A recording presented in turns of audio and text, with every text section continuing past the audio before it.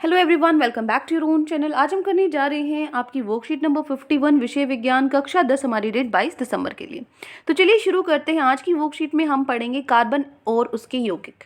ठीक है, ये चैप्टर हमने जो स्टार्ट किया था इसी को आगे कंटिन्यू करेंगे। इसके अंदर आज हमें पढ़ना है संतृप्त एवं असंतृप्त कार्बन यौगिक। शायद ये वर्कशीट क्लियर नहीं है, बट इसमें क्वालिटी की कोई दिक्कत नहीं है। जो आपकी वर्कशीट मतलब जो लिंक है उससे डाउनलोड करने के बाद ऐसी ही शो हो रही है।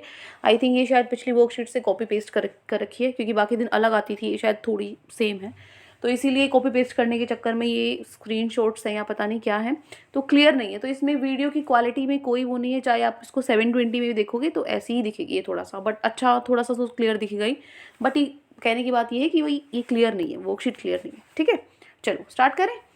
तो मतलब सुनने पे ध्यान दे लेना, अगर आपको नहीं सब सही साफ समझ में आ रहा। आंसर्स तो मैंने ही लिखे हैं तो वो तो आपको अच्छे से समझ में आ ही जाएंगे। ठीक है, चलो। संतृप्त एवं असंतृप्त कार्बन यौगिक।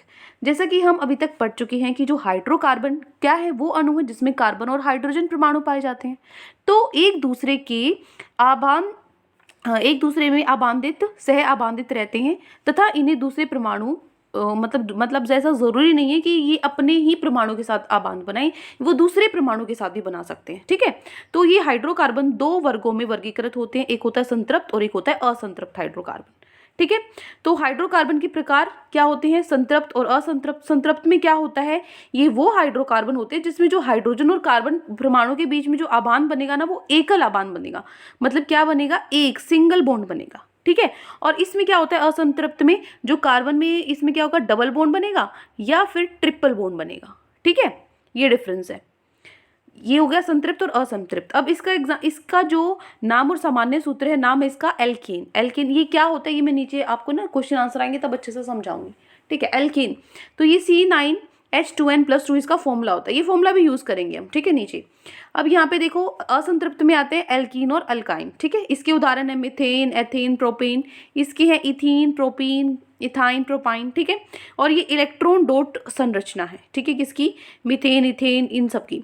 ये भी नीचे सीखेंगे, क्योंकि यहाँ पे क्लियर तो है नहीं, साफ तो आपको अच्छे से दिखाई नहीं देगा। तो जो आंसर्स हैं उनमें मैं आपको बताऊंगी किस तरीके से ये बनाते हैं। बहुत इंपॉर्टेंट है, हमेशा आपके एग्जाम में आता ही है। कुछ बच्चे हैं कि जो ये नहीं देखते हैं, सिर्फ आंसर्स देखते हैं, तो इसीलिए मैं वहीं पे इसको एक्सप्लेन कर दूंगी। ठीक है, चलो। उसके बाद आता है श्रृंखलाएं, शाखाएं और बल्ले। देखो, श्रृंखलाएं जो क्रमशः 1, 2, 3 कार्बन परमाणु वाले कार्बन यौगिक हैं, जैसे मिथेन, इथेन, प्रोपेन। ठीक है, तो कार्बन परमाणु की इस प्रकार की श्रृंखलाओं में कई कार्बन हो सकते हैं। ठीक है, ऐसे ऐसे चेन बन सकती है, तो वो क्या होती है, श्रृंखलाएं होती हैं। फिर आती है शाखाएं। शाखाओं में क्या होता है, देखो जो 4 कार्बन परमाणु हैं उनसे बने ब्यूटेन के कंकाल बनाए तो 2 विभिन्न कंकाल बन सकते हैं। एक तो ये चेन वाला है सीधा सीधा, एक क्या होती है इसकी शाखाएं बना दें, हम इस तरीके से बना दें। ठीक है, बाकी इसके जो हाइड्रोजन है वो इसको फिल कर दिए, इसके हाइड्रोजन इसमें फिल कर दिए, तो शेष संयोजकता के स्थान पर हाइड्रोजन भरने से निम्नलिखित संरचना प्राप्त होती है। ठीक है, इन दोनों संरचना में एक ही सूत्र C4H10 है।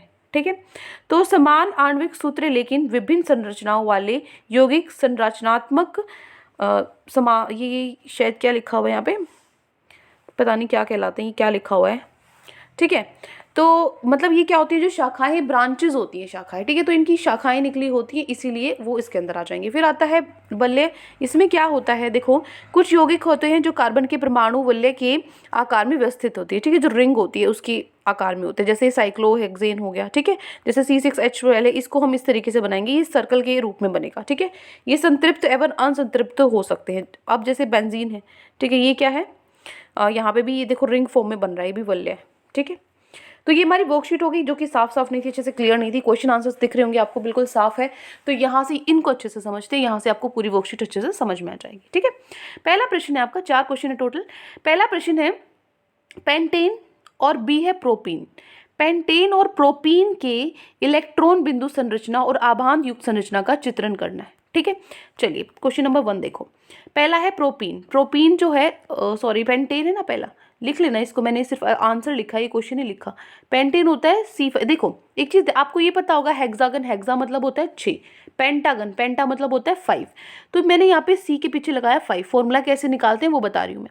पेंटेन एन है, देखो ऊपर मैंने नाम बताए थे ना कि एल्केन होता है किस में, संतृप्त में, एल्काइन और एल्कीन होता है असंतृप्त में। तो ये क्या है, पेंटेन क्या है, संतृप्त है, तो क्या फॉर्मूला था उसका, NH2N+2, ये यहाँ काम आते हैं ये फॉर्मूले। अब मुझे पेंटेन से 5 पता लग गया कि 5 है, तो मैंने C की जगह 5 रखा, ठीक है ना। 2 × 5 + 2, तो H कितना आएगा देखो, 2 × 5 = 10, 10 + 2 12, C5H12 आ गया मेरा फॉर्मूला। इसीलिए वो फॉर्मूला इंपॉर्टेंट है, बस यही चीज़ समझानी थी, ठीक है। अब कर लो कि बाकी क्वेश्चंस। तो C5H12 आ गया।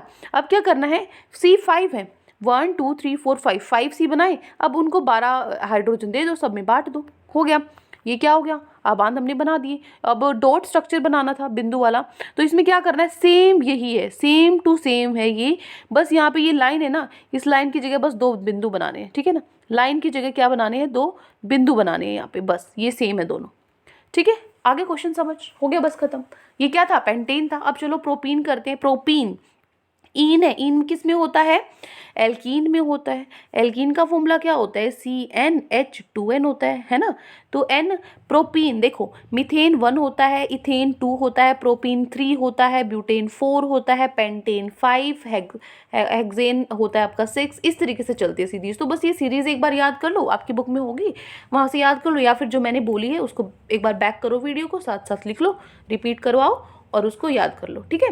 तो अब यहाँ से N है मतलब प्रोपीन है, मतलब 3 है, तो C3, इसका डबल कर दो, 3 का 2 × 3 है ना, क्या हो जाएगा, C3H6 हो जाएगा, ठीक है। बस अब C3H6 है, बना दो इसको। 1 2 3 ये हमने बना दिए। असंतृप्त है, क्यों, क्योंकि एल्कीन अल्काइन असंतृप्त होते हैं, तो इसमें एक डबल बॉन्ड जो मतलब द्विबांध और वो बनना चाहिए, ठीक है, सिंगल डबल और या फिर ट्रिपल बॉन्ड। बस अब इनमें H बांट दी हमने उसके अकॉर्डिंग, ठीक है। सेम टू सेम अब यहाँ बनाना है, बस इनकी लाइंस की जगह क्या बनाने हैं, 2 डॉट बनाने, खत्म, क्लियर। चलिए, हो गया फर्स्ट क्वेश्चन। अब आते हैं हमारे प्रश्न नंबर 2 पे। दूसरा प्रश्न है, इथेन की इलेक्ट्रॉन बिंदु संरचना एवं आबांध युक्त संरचना का चित्रण कीजिए, ठीक है। इथेन की इसकी संयोजकता को संतुष्ट करने के लिए 2 कार्बन परमाणुओं के बीच कितने आबांध आवश्यक हैं, ठीक है। कितने आबांध आवश्यक है, एकल आबांध, ठीक है। इसका आंसर करते हैं,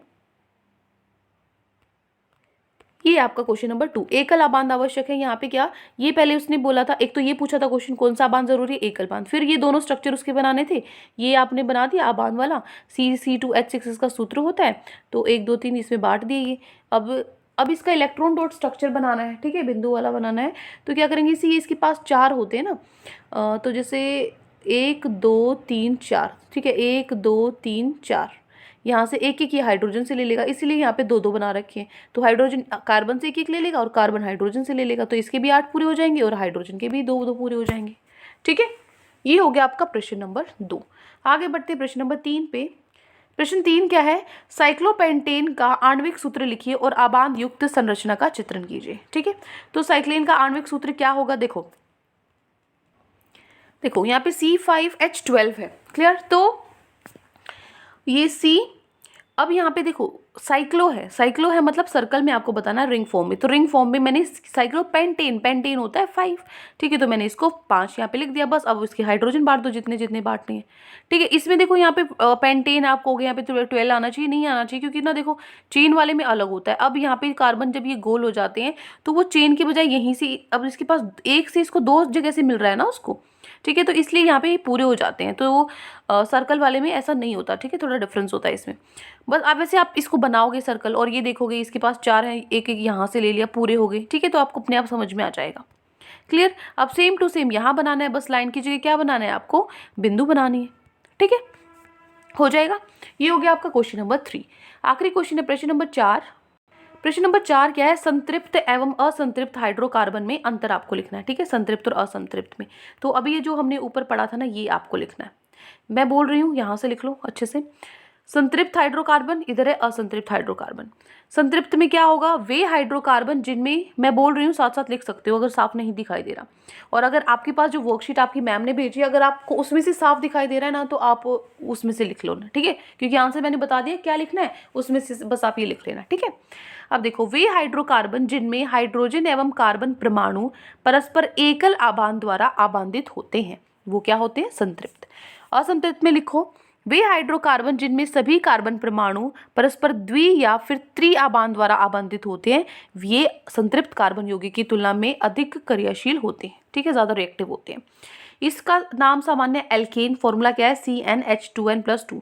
इसका सामान्य नाम और सूत्र एल्कीन और एल्काइन होगा। एल्कीन होता है CnH2n, अल्काइन होता है CnH2n-2। ठीक है।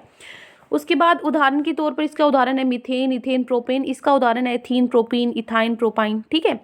अब इलेक्ट्रॉन डॉट स्ट्रक्चर है ये, अगर आपको यहाँ से जो भी इसमें से दो दो बनाने की जरूरत नहीं, एक एक बना देना। ठीक है ना। और ये भी मत बनाना, पहले 3 ही बहुत है, अगर 4-5 नंबर में आए तो बना देना। ठीक है। तो ये हो गया प्रश्न नंबर 4। तो ये 4 क्वेश्चन आज आपकी वर्कशीट में दिए गए थे। आई होप आपको अच्छे से समझ में आ गई है। कोई भी डाउट है किसी भी क्वेश्चन में तो कमेंट सेक्शन में आप मुझसे पूछ सकते हैं। और अगर आपको लेक्चर अच्छा लगे तो चैनल को सब्सक्राइब कर सकते हैं, वीडियो को लाइक कर सकते हैं। आज के लिए इतना ही, मिलते हैं नेक्स्ट वीडियो में। Till then take care, bye bye.